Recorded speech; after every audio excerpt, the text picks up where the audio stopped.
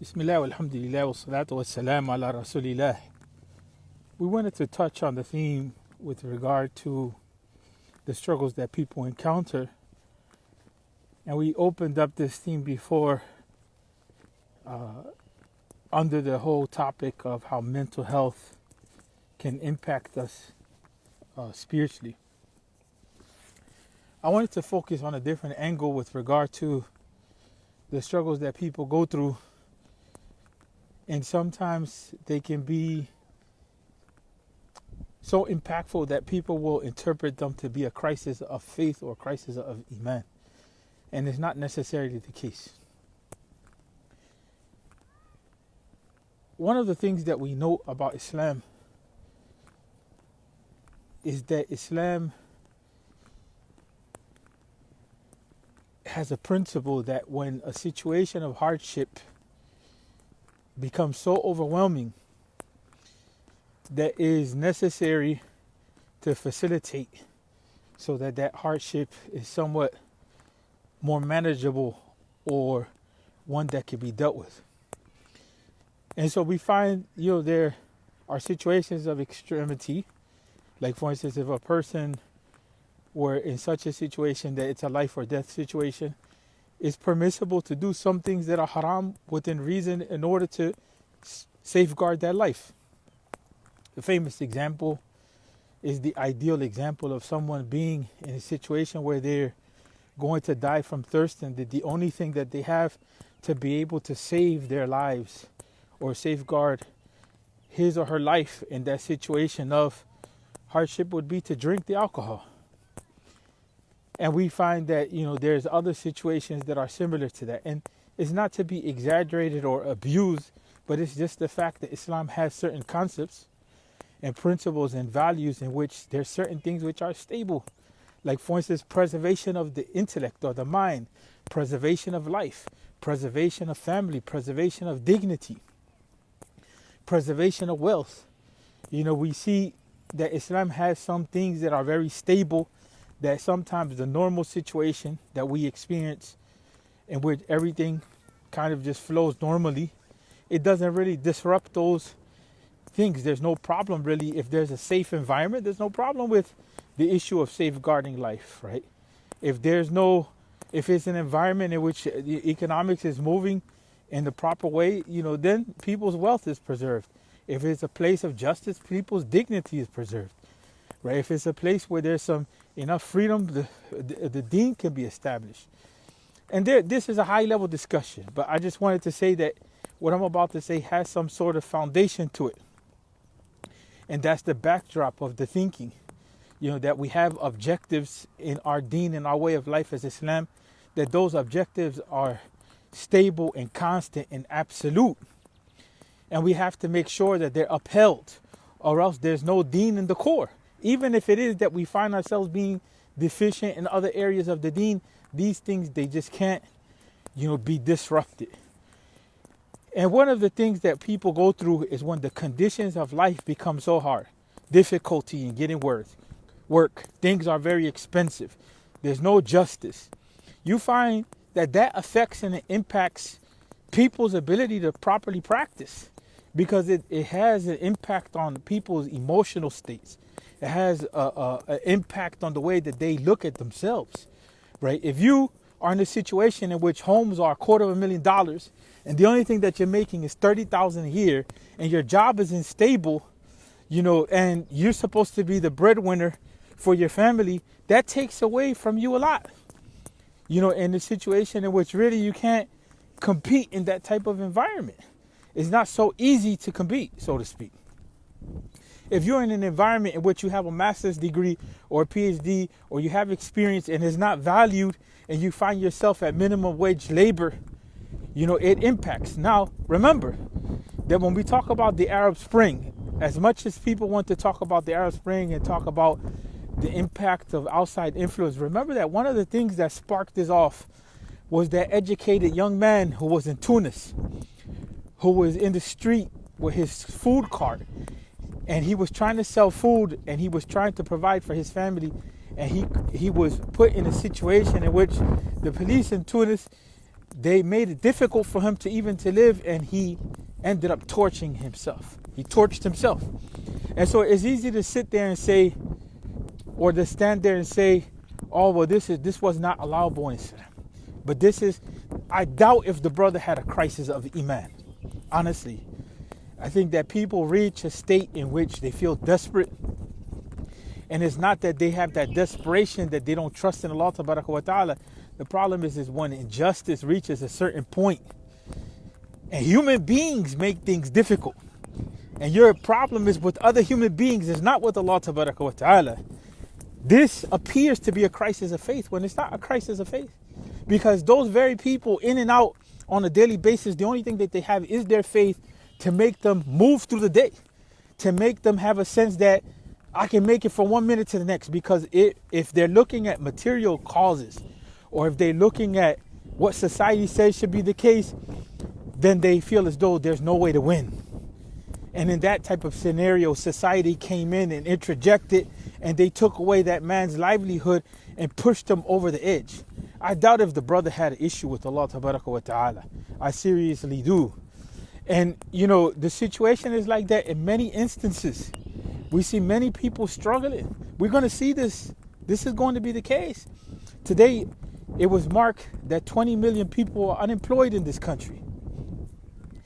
And it was also marked that there was $55 million that went to a shell-like company from the administration to buy masks, and the company really doesn't exist. In other words, signs of corruption.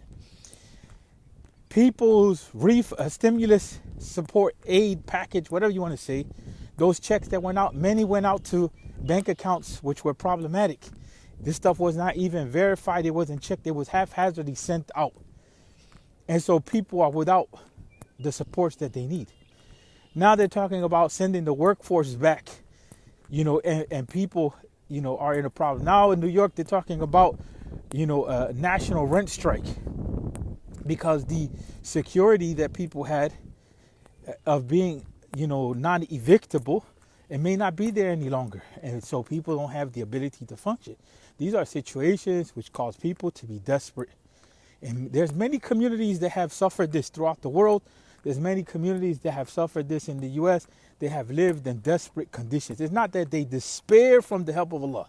No, it's that the hand of other human beings weighs so heavy on their necks that it doesn't give them the ability to be able to function and breathe and enjoy life. It's easy when you have your life together to dictate to other people about how religion should be and how you should be.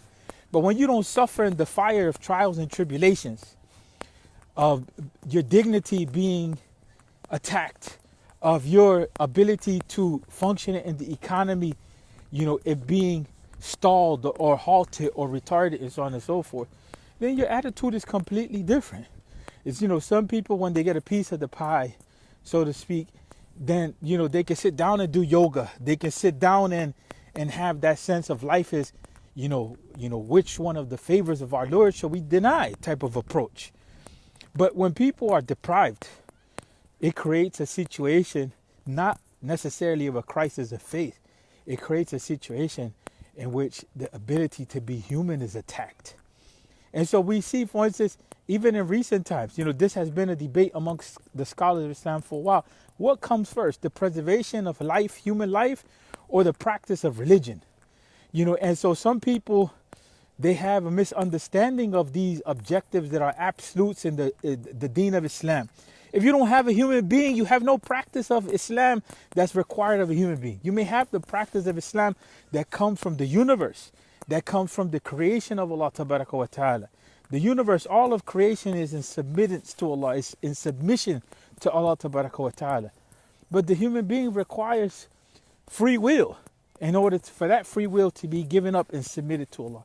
If that human life is not upheld, it becomes difficult. Remember, we have some hadith texts that indicate to the problem of poverty, how poverty can instill in people a sense of kufr, a sense of unbelief, right? And so remember that you can't give zakat in the material monetary sense if there's no economy, if there's no if there's no wealth in order to distribute. You can't even give zakat in the sense of animals or in the sense of crops. If there's no crops, if there's no animals to give zakat for. So the reality of the material well-being of people is extremely important. Any sort of leadership that is concerned, should understand that for the most part. Any leadership which is real leadership will be concerned with the material development of society and others, because that's something that's understood, that if people don't have the ability to do for themselves, the ability to have the basics of life secured, that's going to affect them mentally, is going to affect them eventually spiritually. It's not because they have a crisis of faith, right? And that's a misunderstanding that we have sometimes. We think that the crisis of faith, that people may appear to have, is because they don't believe. And it's not even a crisis of faith in and of itself. It may be a struggle of life. It may be a struggle with life. And the issue of, material well-being is absent in their lives, so it creates hardship and stress. And that stress creates emotional issues, and it creates other issues, and that becomes a problem. And so we've never had an understanding, and I want to end on this note as Muslims, that's the type of lifestyle that we want people to grow up in. We want children to grow up in. And some people, they have misused the whole concept of the decree or qadr to, basically justify people being in that situation. And they forget about the teachings of justice and balance and equity, and the well-being of society. They forget about the teachings of, for instance, the Bayt al-Mal, that was there, the public treasury that was there to provide for poor people. They forget that the Prophet Muhammad sallallahu alaihi wasallam, they used to provide for Ahl Sufa. They used to be in Medina, those who didn't have, right? And they had their residence at the masjid. They forget about the fact that Abdurrahman bin Auf, when he didn't have, he had a Muslim brother that was willing to share half of his wealth with him. Right, and he had someone to invest in him, and there was a marketplace for him to go to be able to develop himself, to be able to do for himself, to be able to be sustainable, to be able to even get married. If you look at the whole issue, even of the issue of getting married, how many people can't even get married because of the economics behind marriage in today's time, with the values that some people have? When you start talking about the high mahr and the demands for this and the demands for that. And so, for instance, when you look at the issue of divorce, and how many people have marital issues because of not having finances in place. And so we have to remember that people may appear to have a crisis of faith, but in reality, what they have is a hard time living through life. It's not that they have deficiencies in their Iman. If we don't know how much those people have suffered, we don't know how much those people have said no, have mentioned not one word about, and have patiently carried the brunt of having to live in hardship. So we shouldn't judge people in that regard. And at the same time, we should know how to be supportive of people that are going through those types of situations, right? That are going through those types of situations. Life situations can put an impact on us that becomes very problematic. It's not only from the material side like that. It's interestingly enough that in Islam, if one of the couples is infertile, that person, the other person really doesn't have to stay in that relationship. That's a reason for divorce. Or if a person reaches a point where there's no mental well-being for them or emotional well-being for them in that relationship, they're really not obligated to stay in that relationship. We may find that to be problematic, and we don't advise anybody to just jump out of a relationship if they have those types of issues. But the examples that are given there are to say that Islam looks to see, where's our well-being. Ya'ni is the Arabic word meaning, our well-being. Islam looks to see where our well-being is at. And so that's the thing that we have to see, that, life requires that. And in this time, that's what we should be requiring. We should be looking to see, why is it that we pay so many taxes, but in the meantime, we don't find that there's any sort of bailout for the general American public. While the banks are bailed out, the rich are bailed out, everybody else has to look at their lives as being precarious. And some of you, unfortunately, and there's nothing personal between me and you. But some of you find no problem with that at all. You find no problem with that at all because you've bought into the whole idea, of everyone doing for themselves, and success is just what your personal effort is. And that has never been the case. Success has a lot to do with the ability for a society to be just and fair and supportive. After all, if we really love the place that we're in and we love people, then we invest in them. And in this time period, we see that, other countries are investing in their people, but here we're not. And so be careful in this time period in which people begin to struggle, that you don't judge their religiosity, based on the fact that they may be depressed because they can't pay for their bills. They may be depressed because they have 1,000 issues going on and there's instability that they can't manage. And you may consider that to be a deficiency of faith, but in reality was getting them through the day and through the struggle and the ability to suffer that. It is their faith, right? I think that some people want other people to suffer quietly. You know what I'm saying? But some people, if they don't get that stress out, if they don't release it in some way, it becomes damaging. They internalize it and or they externalize it. So it becomes harmful to themselves or harmful to others. But life situations, no doubt, can impinge upon us. They put so much pressure on us that it can look that we're having a crisis of faith, but in reality, deep down, we believe we may become deficient in our faith, right? Because of the pressure, of the stress, of this, that. And that has its own discourse. That has its own conversation of when we become deficient in our Iman or our faith because of life situations. But it's understandable if people are under pressure. It's understandable if people are under duress and stress and, and they have anxiety and this and that they're going to be impacted. We shouldn't discount the fact that people are human beings, right? People are human beings and they have limits. People have limits, and that means that they can crack. Remember that example of your brother in Tunis, who when his livelihood was taken from him, he felt as though the only power that he had was to set himself on fire. Many people interpreted that as an act that's haram and this and that. We know it's prohibited in Islam, but they never looked at the human side, that was a human being, and this is not a justification. That was a human being that the only thing probably that he felt that he had control over was just diminishing himself. And that's wrong when a society reaches that point. When the people that are in this society, that's how they feel, that the only thing that I can do now in order to be free and in order to have well-being is that I have to engage in self-destructive practices. Mind you, some of you will criticize the fact that that brother did that, but you won't criticize the fact that people are using methamphetamines. They're using pills. They're using heroin. They're using alcohol. They're using all of those kind of drugs to do exactly what that brother did at one instant, is to deteriorate themselves because they can't deal with the reality of life. And there's a huge percentage of people in this society, that's how they're managing because of the reality of how they experience life. They're evading life because life is not worth living. And so Islam is not calling us to stay in a situation in which life is not worth living. Islam is calling us to rebuild or to find other conditions. And that's why migration, hijrah, was something that was allowed in Islam. It was even legislated to go from one environment which is suffocating, in which you can't live, in which you can't function, to another.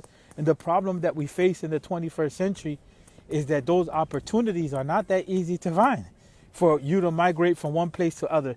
When we look at the immigration, that's what people have been doing. People have been trying to migrate from one country to another, one place to another, one city to another, one state to another, one land to another, over this whole issue of trying to find the life that's worth living. And that's something that we have to keep in mind. So be careful. People around you will be suffering and going through all kinds of situations. Be careful. Don't judge them in their belief like they're less than, right? But be there in compassion and understand that people go through a lot of stuff. They carry a lot of weight, and they need love from us. They need love from us, and they need to feel that, yes, they have value. That's what allows, people to rebuild. It allows people to see hope. It allows people to give thanks. At the end of the day, Allah Tabaraka wa Ta'ala, Allah, He sent us the Prophet Muhammad as a human being, sallallahu alaihi wasallam. And that human being interacted with people. And in that interaction, there was smiling, there was that feeling that you have dignity. The Prophet Muhammad sallallahu alaihi wasallam, if you had a need, he would tend to your need. If there was an issue that he couldn't solve, he would try to find the means by which to solve it, even if he had to take on debt in order to deal with your situation. You know, that's the type of society, and that's the type of dignity, and that's the type of interaction that our Prophet left us. You know, and remember that the Muslims went through hardship. They went through economic blockades. They went through oppression, but they didn't stay in that. They migrated to Medina, to another environment. They migrated to Africa. They migrated to environments in which the conditions were more reasonable to live, more reasonable to be. You know, and so that shows you what Islam is aiming at. Islam is saying that the conditions have to be there. It's not just the conditions for making salah, but it's the conditions for being able to exist. Because if it was just an issue of making salah, the Muslims could have stayed in Mecca and they could have just lived and that was it. But there was a situation that had occurred in Mecca in which there was economic issues, there were political issues, there were dignity issues, and in addition to the fact that their deen was attacked. And so their values, the very meaning that they had to hold on to give them a sense of value in life, was being attacked and taken away from them. The Prophet ﷺ didn't tell them to stay there and just stay under those conditions, but they made a way to build a new type of society, right? And so they were never judged as having, bad faith, so to speak. There were even some companions that they were put under the pressure so much that their life was being tested that they uttered disbelief. And at the end we find that they were forgiven because they were under compulsion. They were under compulsion. It's not that they disbelieved in Islam, it's that they were put in a situation in which their life was in jeopardy, and that was a point in which their weakness kicked in, and they decided to preserve their own lives. And we see that in Islam allowed for that if it came to that point, that it was allowable. It was one course of action that was allowable in order for them to continue to exist, because deep in their hearts, they still believed. Assalamu alaikum wa rahmatullahi wa barakatuh.